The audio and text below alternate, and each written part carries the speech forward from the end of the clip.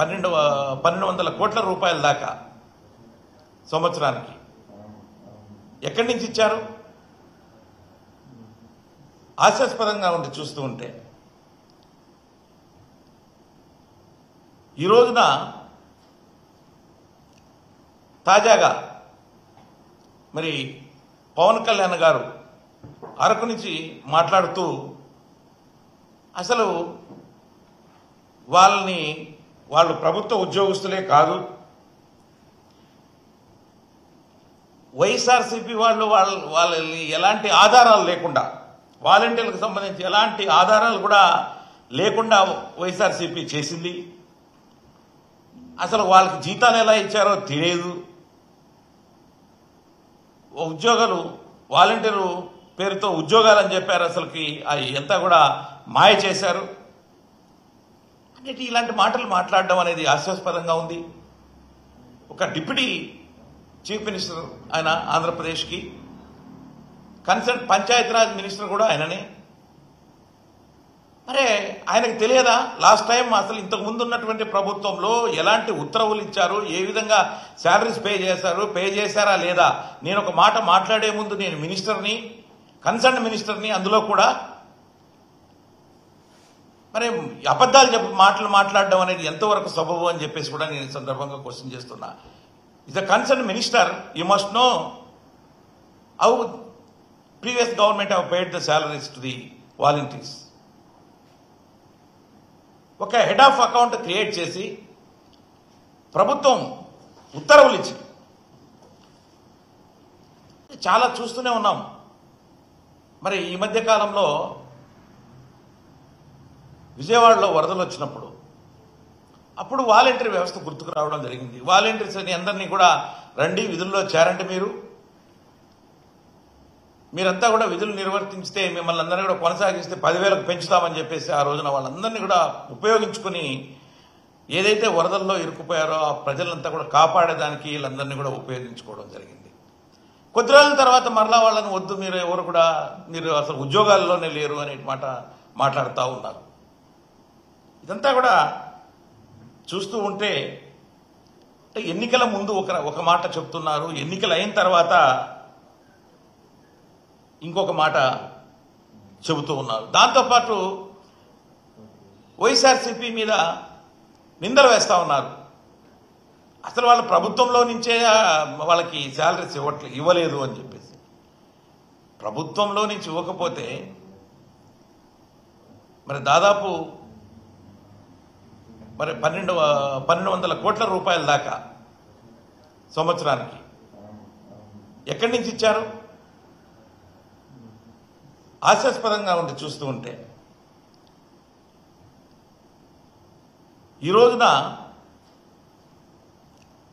తాజాగా మరి పవన్ కళ్యాణ్ గారు అరకు నుంచి మాట్లాడుతూ అసలు వాళ్ళు ప్రభుత్వ ఉద్యోగస్తులే కాదు, వైఎస్ఆర్సీపీ వాళ్ళని ఎలాంటి ఆధారాలు లేకుండా, వాలంటీర్లకు సంబంధించి ఎలాంటి ఆధారాలు కూడా లేకుండా వైఎస్ఆర్సీపీ చేసింది. అసలు వాళ్ళకి జీతాలు ఎలా ఇచ్చారో తెలియదు. ఉద్యోగాలు వాలంటీరు పేరుతో ఉద్యోగాలు అని చెప్పారు, అసలుకి అది ఎంత కూడా మాయ చేశారు అన్నిటి ఇలాంటి మాటలు మాట్లాడడం అనేది హాస్యాస్పదంగా ఉంది. ఒక డిప్యూటీ చీఫ్ మినిస్టర్ ఆయన ఆంధ్రప్రదేశ్కి, కన్సర్న్ పంచాయతీరాజ్ మినిస్టర్ కూడా ఆయననే. మరే ఆయనకు తెలియదా లాస్ట్ టైం అసలు ఇంతకు ముందు ఉన్నటువంటి ప్రభుత్వంలో ఎలాంటి ఉత్తర్వులు ఇచ్చారు, ఏ విధంగా శాలరీస్ పే చేశారా లేదా? నేను ఒక మాట మాట్లాడే ముందు నేను మినిస్టర్ని, కన్సర్న్ మినిస్టర్ని, అందులో కూడా మరి అబద్ధాలు మాటలు మాట్లాడడం అనేది ఎంతవరకు సబబు అని చెప్పేసి కూడా నేను ఈ సందర్భంగా క్వశ్చన్ చేస్తున్నా. Is a concern minister, you must know how previous government have paid the salaries to the volunteers. ఒక హెడ్ ఆఫ్ అకౌంట్ క్రియేట్ చేసి ప్రభుత్వం ఉత్తర్వులు ఇచ్చి చూడండి, ప్రభుత్వం జీవో ఇచ్చింది దీంట్లో క్లియర్గా. ఏ విధంగా కూడా వాళ్ళని రిక్రూట్ చేసుకోవాలా, ఎట్లా చేయాలా, ఏంటి అనేది సిస్టమేటిక్గా వాళ్ళందరినీ కూడా రిక్రూట్ చేయడం, వాళ్ళకి 5,000 చొప్పున పే చేయాలి, ఏ విధంగా పే చేయాలి అని ఇస్తూ, తర్వాత అపాయింట్ అయిన తర్వాత కూడా పిఆర్ఓలు కూడా, this not fake GO, the government of Andhra Pradesh finance department ఇచ్చినటువంటి రిలీజ్ ఆర్డర్ ఇది. బడ్జెట్లో వాళ్ళకి శాలరీస్ కోసము రిలీజ్ చేసినటువంటి అమౌంట్. అదేవిధంగా ఎవ్రీ మంత్ వాళ్ళు శాలరీ బిల్స్ వేసేవాళ్ళు, ఇవన్నీ కూడా చెక్ చేసుకోవాలి కదా. ప్రభుత్వంలో ఉంటూ ప్రభుత్వానికి సంబంధం లేదంటే కుదరదు కదా. ఇంతకుముందు అసలు ఏం చేసింది ప్రభుత్వము, అసలు మనం చెప్పేది కరెక్టా తప్పా అనేది కూడా ఆలోచించుకోకుండా మరి పవన్ కళ్యాణ్ గారు ఈ రోజున మాట్లాడడం అనేది హాస్యాస్పదం. ఒక బాధ్యత డిప్యూటీ సీఎంగా ఉండి కూడా ఆయన మరి అబద్ధాలు చెప్పడం అనేది కూడా పద్ధతిగా లేదు అని చెప్పేసి కూడా నేను ఈ సందర్భంగా తెలియజేస్తా ఉన్నా.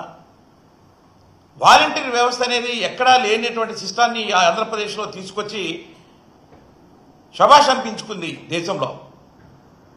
కరోనా సమయంలో కూడా